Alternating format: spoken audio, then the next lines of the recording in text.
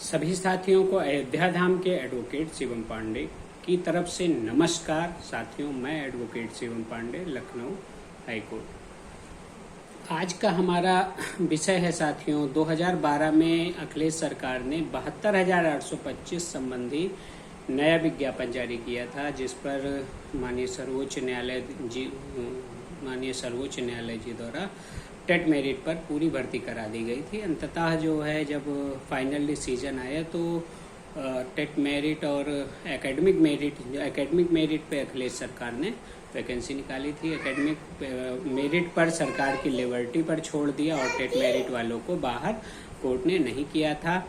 एक प्रकार से यह कहिए कि एकेडमिक मेरिट वालों को जीतने के बाद भी नौकरी नहीं मिली, लेकिन उस विज्ञापन पर साथियों आप लोगों को पता है कि कोई कार्रवाई नहीं हो पाई है। सरकार ने क्लोजर रिपोर्ट लगा दिया है और चूंकि एक ही सृजित पद पर दो लोगों की नियुक्ति नहीं हो सकती है, एक ही सृजित पद पर दो अलग अलग विज्ञापन निकालकर भर्ती नहीं की जा सकती है, इसलिए माननीय सर्वोच्च न्यायालय से लेकर हाई कोर्ट तक जितने भी लोग लड़े हैं नए विज्ञापन के लिए, सब खारिज हुए हैं, या जो भी पेंडिंग हैं एक दो मामले वो भी खारिज होंगे।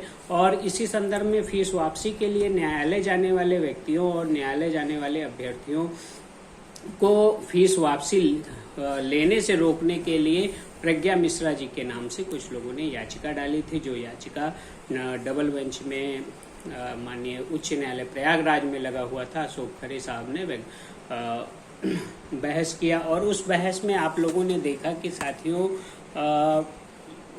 आप लोग जान ही रहे हैं कल क्या हुआ है। कल साथियों उस बहस में पूरा का पूरा मामला खारिज कर दिया गया। 15 से 16 मिनट अशोक खरे जी ने बहस किया। कोर्ट ने कहा भी कि जब जो है, चूंकि एक ही सृजित पद पर दो अलग अलग प्रकार से वैकेंसियां नहीं हो सकती हैं, इसलिए जो फीस वापस ले रहे हैं वे ले सकते हैं। और फीस वापस लेने में आपको क्या दिक्कत है, क्योंकि सरकार का निर्णय है, सरकार का स्टैंड है, और जो फीस वापसी के लिए आवेदन कर रहे हैं वे करते रहें, कोई दिक्कत नहीं है। लेकिन सिर्फ और सिर्फ साथियों एक दिक्कत हो रही है, एक सरकारी विभाग का एक ट्रेंड चल गया है कि आप या न्यायालय जाएंगे, न्यायालय से आपका आदेश होगा तभी आपको कुछ प्राप्त होगा। इस ट्रेंड को मैं ना चाहते हुए भी मुझे एक्सेप्ट करना पड़ रहा है और मैं अपनी फीस वापसी के लिए याचिका डालने जा रहा हूं। चूंकि जितने भी चयनित मेरे संपर्क में हैं या अचयनित जो अभी तक नौकरी नहीं पाए हैं, जिनका 20 से 25 हजार रुपये सरकार की तरफ फंसा हुआ है, वे सभी फीस वापसी के लिए प्रयास करके अपने अपने पैसे को वापस ले लें, अपनी अपनी धनराशि को वापस ले लें, क्योंकि अब इस मामले में कुछ भी नहीं होना है। जो कुछ भी होना है वो अंतरिम राहत के तहत है। यदि सरकार अगली कैबिनेट बैठक या अपने मंत्रियों के आपसी सुझाव पर या न्याय विभाग और बजट सत्र के दौरान कुछ भी करती है, तभी 2011 टीईटी में कुछ होना है, अन्यथा नए विज्ञापन पर 2012 के विज्ञापन पर कुछ नहीं होना है।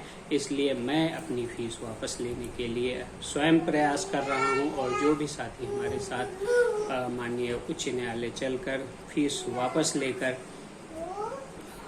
अपने फंसे हुए धन को पुनः प्राप्त कर लेना चाहते हैं, वे संपर्क जरूर करेंगे।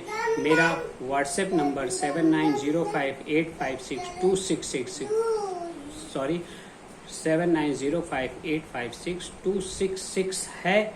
आप सभी धैर्य बनाए रखें और यदि अंतरिम आदेशों के तहत कुछ भी होने की संभावना बनती है तो मैं आप लोगों को सूचित करूंगा। फिलहाल मेरी दृष्टि में अब नए विज्ञापन संबंधी जितने भी याचिकाएं हैं वो खारिज होंगी। बाकी जो लड़ रहे हैं उन्हें मैं हतोत्साहित भी नहीं करूंगा, या जो चाहते हैं कि हाँ ऐसा हो जाए वैसा हो जाए। साथियों, चाहने से कुछ नहीं होता है, नियम और कानून से होता है। इसलिए मैं किसी को कुछ भी ऐसा नहीं कहूंगा कि आप ये प्रयास न कीजिए वो न कीजिए। बस जितने लोगों को फीस वापस लेना हो वो संगठित होकर मेरे साथ याचिका में जुड़ सकते हैं। फीस वापसी की प्रक्रिया अब मेरे हिसाब से शुरू कर देना बहुत ही महत्वपूर्ण है। प्रज्ञा मिश्रा जी के नाम से जो डीबी में स्पेशल अपील डाली गई थी, उस स्पेशल अपील में सरकार सहित दो ऐसे पेटिशनर्स जिनकी फीस वापस होना था, जिस पर आदेश हुआ था, उनको पार्टी बनाया गया था। आप लोग आप लोग अपने दिमाग से निर्णय लीजिए, जो आपको उचित लगे वो करिए। फीस वापसी संबंधी कार्यवाही स्टार्ट हो गई है। धन्यवाद।